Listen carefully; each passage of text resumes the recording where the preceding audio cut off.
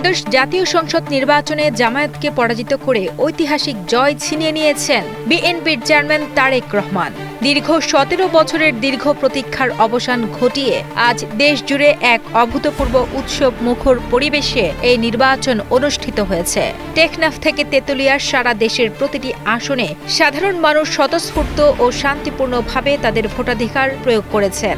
দীর্ঘ রাজপথের লড়াই আর জনমানুষের অকুণ্ঠ ভালোবাসায় সিক্ত হয়ে তারেক রহমান আজ এক বিজয়ী রাষ্ট্রনায়ক হিসেবে আবির্ভূত হলেন, যার মাধ্যমে শুরু হলো দেশের এক নতুন গণতান্ত্রিক অভিযাত্রা।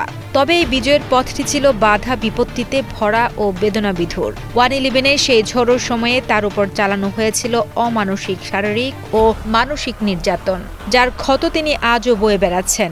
দীর্ঘ এক যুগেরও বেশি সময় তাকে কাটাতে হয়েছে প্রবাসের নির্বাসিত জীবনে। দূর প্রবাসে বসেই তিনি শুনেছেন ছোট ভাই আরাফাত রহমান কোকোর মৃত্যুর খবর।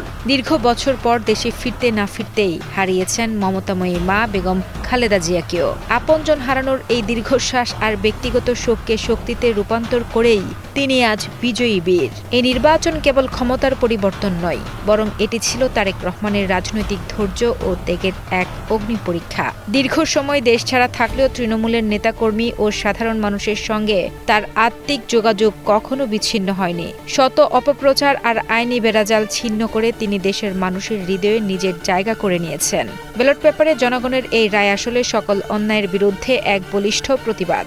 আজকের এই ঐতিহাসিক মাহেন্দ্রক্ষণে তারেক রহমান দাঁড়িয়ে আছেন এক নতুন বাংলাদেশের স্বপ্ন নিয়ে। ব্যক্তিগত জীবনের সকল অপমান, রিমান্ডে সেই দুঃসহ স্মৃতি আর স্বজন হারানোর শূন্যতা ভুলে তিনি এখন দেশ গড়ার কারিগর। বিজয় মিছিলের উল্লাসের মাঝেও তার চোখে মুখে ফুটে উঠেছে দায়িত্ববোধের ছাপ। শোককে শক্তিতে পরিণত করা এই নেতার হাত ধরেই আগামী বাংলাদেশ হবে সমৃদ্ধ, গণতান্ত্রিক এবং বৈষম্যহীন, এমনটাই প্রত্যাশা সাধারণ মানুষের।